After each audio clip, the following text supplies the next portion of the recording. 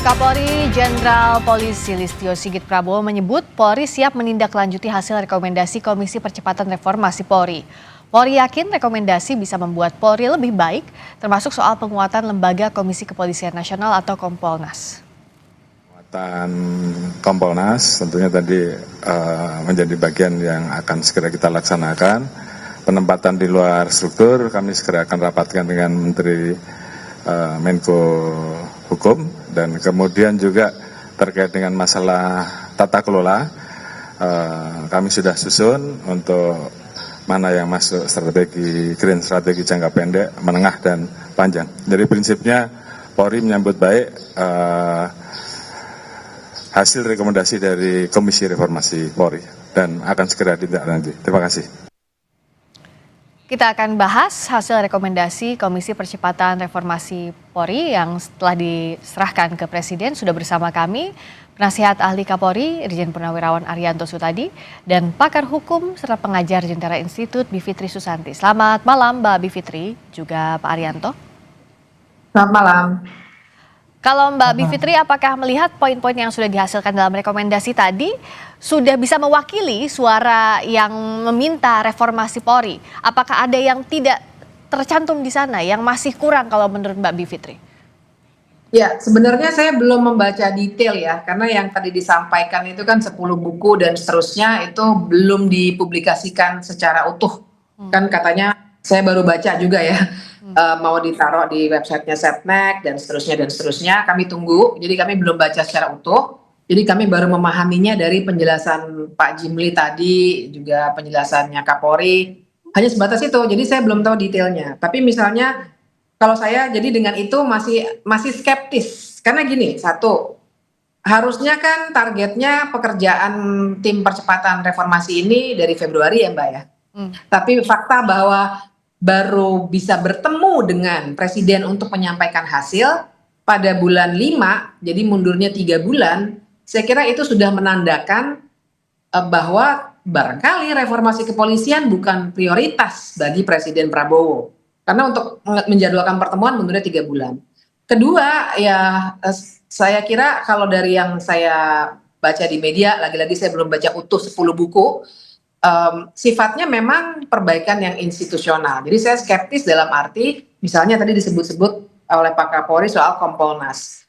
Pengawasan kepolisian menurut saya nggak bisa hanya selesai di level Kompolnas, bahkan ketika Kompolnas diutak-atik seperti apa. Tapi ada pembenahan yang lebih mendasar karena persoalannya ada impunitas, dan dari pertemuan-pertemuan antara tim percepatan dengan banyak sekali kelompok masyarakat sipil tuh sekitar bulan Desember dan Januari itu kan sebenarnya laporannya sudah banyak. Nah, saya masih skeptis bahwa hal itu bisa diselesaikan. Jadi kita lihat perkembangannya dulu dan saya mau baca dulu soal detailnya. Bagaimana Pak Arianto agar rekomendasi ini bisa menjawab hal yang masih diragukan? Sisi skeptis yang tadi disampaikan oleh Mbak Bivitri, misalnya tadi soal Kompolnas, pembenahan secara institusional, juga soal bagaimana anggota Polri mengisi sejumlah jabatan yang nantinya berdasarkan Undang-Undang Polri. Gimana Pak Arianto? Ya, kalau saya lihat ya tadi ya apa yang disampaikan oleh Bapak Jimli, Pak Mahfud segala itu. Karena kan saya kebetulan ngikutin perkembangan daripada rapat-rapat itu dan juga termasuk percepatan transformasi di internal Polri. Apa yang disampaikan lakukan oleh Polri selama ini sambil itu komisi itu berjalan, kita juga bebenah ke situ. Itu tadi. Tapi kalau yang kita tidak bisa bahas itu adalah yang terkait dengan masalah pengawasan eksternal, karena itu kan Kompolnas ya butuh perubahan undang-undang itu di luar daripada polisi. Kemudian mengenai struktur penugasan di luar, tadi kan Pak mengatakan bahwa harus dibatasin gitu. Dan selama ini kan dulu itu kan yang polisi yang dihebohkan di putusan MK itu kan karena atas perintah Kapolri. Itu kami sendiri memang merasakan ya itu menyimpang gitu. Jadi harus ada jelas itu mana yang di luar itu yang boleh, seperti sekarang Undang-Undang TNI ini. Undang-Undang TNI kan baru saja. Nah nanti Undang-Undang Polri yang belakangan ini, kalau polisi masih boleh dinas di luar, ya harus jelas di instansi yang mana-mana. Tidak hanya cukup kecuali dengan surat perintah Pak Kapolri. Contohnya kayak gitu. Jadi intinya ya, kalau saya tadi melihat itu, membaca itu, saya agak lega karena apa yang kami khawatirkan selama ini, kan dulu kan ada mencuat bahwa polisi ditaruh di bawah kementerian dan sebagainya. Itu yang kami dari resah karena apa? Kami sendiri yang kalau orang yang di dalam itu sendiri seperti tadi Pak Jimmy katakan, kalau dirubah itu banyak mudaratnya daripada manfaatnya. Itu masalahnya karena di polisi itu bukan karena penempatan di bawah menteri atau langsung di bawah presiden, gitu kan. Nah, memang situasi kita yang lingkungan dari politik di Indonesia ini memang kayak gitu ya. Jadi polisi nggak pernah lepas daripada pengaruh daripada politik yang ada gitu. Jadi kalau hemat saya selama ini Mbak, putusan daripada komisi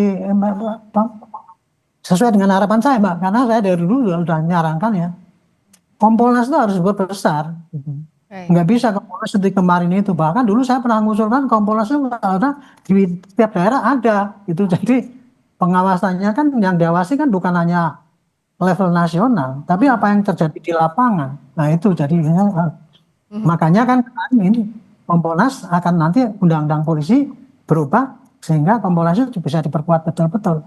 Gitu. Oke, dalam waktu singkat artinya kan kalaupun kita bicara soal satu poin soal penguatan Kompolnas itu harus melalui revisi Undang-Undang Polri. Tadi di sesi sebelumnya dengan Prof Mahfud mengatakan bahwa janjinya DPR bulan depan akan mulai revisi Undang-Undang Polri. Mumpung momentumnya ada revisi Undang-Undang Polri, Mbak Bivitri, apa sebenarnya poin yang bisa diawasi, unsur masyarakat juga bisa memberikan masukan terhadap revisi Undang-Undang Polri ini?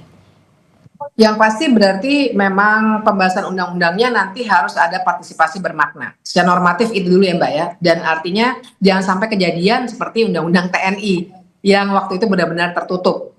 Jadi itu satu. Dan karena begini loh, kalau bicara Kompolnas kan artinya kita mesti benar-benar memastikan pengawasannya itu kuat sekali. Karena kalau bicara misalnya penggunaan senjata yang kemarin juga dikritik karena ada kasus seorang anak bernama Gama ya di Semarang, atau misalnya penggunaan gas air mata peristiwa Kanjuruhan, itu kalau dicek aturan mainnya semua ada tuh, bagaimana mengatasi demonstrasi dan seterusnya. Tapi kan masalahnya pengawasannya itu lost begitu saja, dan ketika terjadi pelanggaran akhirnya banyak yang sifat sanksinya itu sangat-sangat ringan ya, sehingga akhirnya ketika membicarakan Kompolnas jelas semua stakeholders harus masuk lagi. Jadi partisipasi bermakna dalam pembahasan perubahan Undang-Undang Polri nantinya itu mesti seluas-luasnya diulang lagi semuanya apa yang dilakukan oleh tim percepatan reformasi kalau perlu.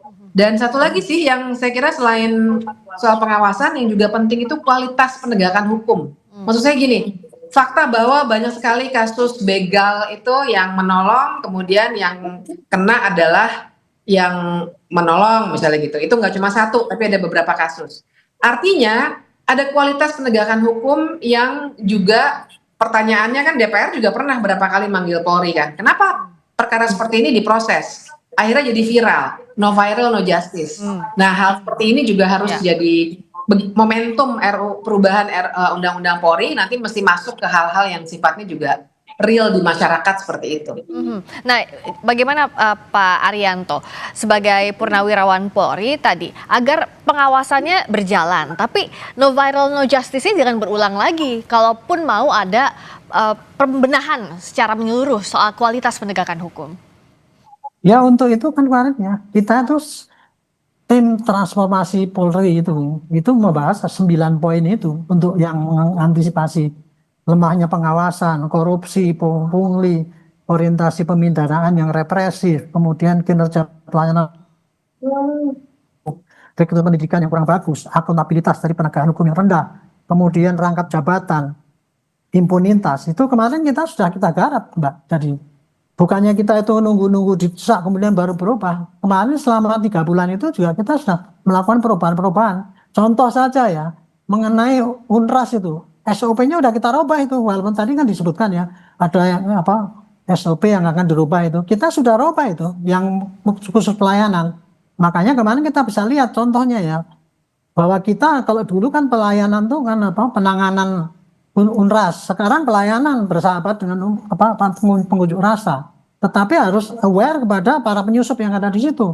Nah itu sudah kita rubah itunya, dan kemarin terbukti kan di dalam demo yang belakangan ini penyusupnya langsung bisa dapat Karena kita ada fokus kepada itu. Jangan sampai kita itu degradasi, nggak bisa menangani unjuk rasa dengan manusiawi, padahal itu ulah daripada perusuh gitu.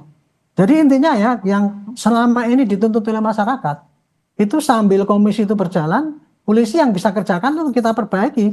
Cuman memang saya akui ya gaungnya nggak kelihatan sekali di luar, hura-huranya itu nggak kelihatan di luar sana. Tetapi berapa bukti banyak yang sudah ada perubahan-perubahan, sudah ada. Contoh tadi penegakan hukum itu yang no viral no justice.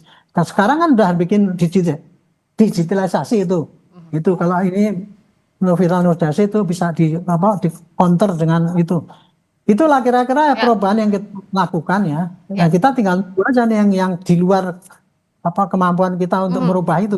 Caranya penguatan Kompolnas, kemudian penugasan di luar dan sebagainya. Ya, mumpung momentumnya sekarang dilaporkan ke Presiden dan juga janjinya akan segera lewat revisi Undang-Undang Polri. Kalau tadi Mbak Bivitri mengatakan bahwa harus melibatkan partisipasi bermakna dari publik, dari masyarakat. Pintu masuknya kemana sih Mbak Bivitri untuk partisipasi publik yang betul-betul dilakukan?